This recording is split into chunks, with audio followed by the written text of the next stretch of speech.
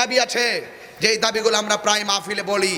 আর একটা দাবি করতে চাই, আমার রাসূল পাকের ঈমান, শান, মান, আজমতকে নিয়ে অনেকে মন গড়া দলিল দিয়ে আমাদের সবার মাঝে একটা বিভ্রান্তি সৃষ্টি করে রাখছে। আমি প্রধানমন্ত্রীকে বলবো, আপনি দেখেছেন, আমরা দেখেছি, এই দেশে যখন কোনো মানুষের বিরুদ্ধে কথা বলে, ফেসবুকে কটূক্তি করলে, সকালে কটূক্তি করলে, বিকেলে তাকে আইনের আওতায় আনা হয়। এই দেশে আমরা অনেক বিচার দেখেছি, এই দেশে আমরা অনেক বিচার বিভাগ দেখেছি, তার বাস্তবতা দেখেছি। আমি প্রধানমন্ত্রীকে বলতে চাই, আপনি আরেকটি আইন পাস করে দেন, এই দেশে আমার নবীর বিরুদ্ধে যারা কথা বলবে তাদেরকেও সর্বোচ্চ শাস্তির আওতায় আনতে হবে। সোজা কথা, ডাইরেক্ট কথা। আমার নবীর চাইতে বড় কেউ না। সৃষ্টি জগতে আমার নবী হলো সর্বশ্রেষ্ঠ, এতে কোনো সন্দেহ আছে? নবীর সম্মান আজমত নিয়ে লেখনির মাধ্যমে কটূক্তি করছে, বক্তব্যের মাধ্যমে কটূক্তি করছে। আজকে আমার বিষয় নিয়েও বহুত সমস্যা হচ্ছে। বহুত মানুষ ফেসবুকের মধ্যে লিখতেছে আমি কাফের, আমার মুরতাদ বানাইতেছে, আমার কাফের বানাইতেছে, আমার মুশরিক বানাইতেছে। কি লেগা? ওই যে আমি কইছি আল্লাহর দন রাসূলকে দিয়া আল্লাহ গেছে গায়েব হইয়া, রাসূলউদ্দিন খাজারে দিয়া শুয়ে আছেন আজমিরে। এই কথা বলছিলাম কি লেগা? কেউ ফিরে না খালি হাতে, খাজা তোমার দরবারে। এইটা বলছিলাম কি লেগা? এই জন্য তারা আমার সাথে যোগাযোগ না কইয়া, আমার একটা কথা ফোনে না বইলা, তারা আমাকে মুশরিক ফতোয়া দিছে, কাফের ফতোয়া দিছে। কবি 26 বছর আগে কোন ধ্যান, কোন চিন্তা নিয়ে ছন্দ লেখছে সেটা কবির ব্যাপার।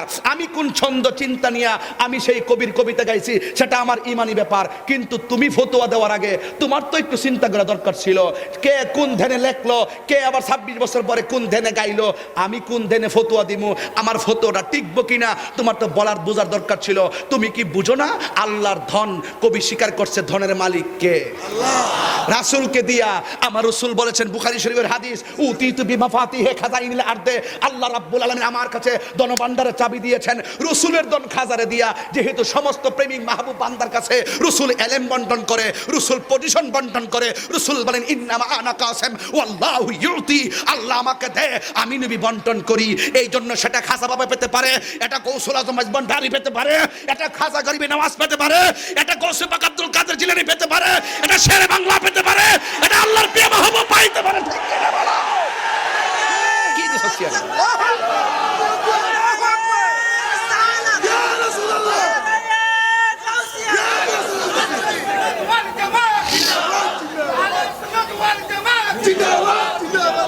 কথা বলুন, আরে কথা বলুন। আল্লাহ পাক রব্বুল আলামিন কোরআনুল কারীমের মধ্যে বলেছেন যে হে রাসূল আপনি বলে দেন সমস্ত ধনভাণ্ডারের মালিক কে? আল্লাহ। তো এটা তো সত্য, যেমন ভাবে কোরআনের সত্য। হ্যাঁ, আপনি বলে দেন আল্লাহ ছাড়া কেউ গায়েব জানে না, এটাও সত্য। কিন্তু কোরআনই বলছে ইল্লা মানির তাদামির রাসূল, আল্লাহ যাকে পছন্দ করে তাকে গায়েবের জ্ঞান দান করে। যেহেতু দান করে, একমাত্র আল্লাহ রাব্বুল আলামিন ছাড়া কেউ গায়েব জানে না, এটা তো আমরা বিশ্বাস করি। কিন্তু নবীকে দান করেছেন, এটাও আমরা বিশ্বাস করি। কথা বলেন ঠিক না বেঠিক? সমস্ত ধনভাণ্ডারের মালিক হলো আল্লাহ, কিন্তু নবীকে দিয়েছেন। বুখারী শরীফের হাদিস প্রমাণ পাওয়ার পরেও যারা বলে একটা জয়ীফ এবং মওযু হাদিসও নাই যে আল্লাহ নবীকে ধনভাণ্ডার দিয়েছেন, আমি বলবো এরা হাদিস নিয়ে গবেষণা নাই, ওরা জাহেলে মুরাক্কাব, নাইবে শয়তান।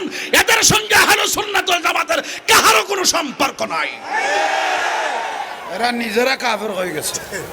কথা বলেন, আরে কথা কোন ঠিক কিনা বলেন? এই জন্য আমাকে বলতে হয়, এই জন্য আমাকে একটু স্ট্রংলি কথা বলতে হয়। কারণ যেহেতু আমার কাফের ফতোয়াই দিছে আর মুশরিকি বলে ফেলছে, তাদেরকে আর ছাড় দেওয়া হবে না। তারা আমাদের আপন না, তারা আমাদের সঙ্গে মাহফিল করে, মোবাইলে আমাদের সঙ্গে কথা বলে। আমার শব্দ চয়ন নিয়ে যদি কোনো সমস্যা হয় আমার ডাইরেক্ট বলতে পারতো, কি বলছো তুমি, কোন ব্যাখ্যায় বলছো, ব্যাখ্যাটা দাও। আমার কাছ থেকে প্রকাশ্য বক্তব্য পাওয়ার পরে যদি দলিল মূলে আমি কুফরি করে থাকি, তারা যদি আমাকে কুফরি ফতোয়া দেয়, আমার কোনো আপত্তি নাই। কিন্তু আমার তো ব্যাখ্যাই স্পষ্ট, ধনভাণ্ডারের মালিক। আরে কবি নজরুলের বহুত কবিতা আছে যেগুলো দেখলে মনে হয় শিরিক। বিভিন্ন মনীষী, বিভিন্ন আল্লাহর ওলিদের এমন কিছু কর্ম আছে যেগুলো দেখলে মনে হয় শরীয়তের ফতোয়া 1 নম্বর দিতে হইব, কিন্তু হাকিকতে এদের কাছে ব্যাখ্যা নিলে বোঝা যায় সেটাই সঠিক। এই ব্যাখ্যা এবং তরিকত তাসাউফের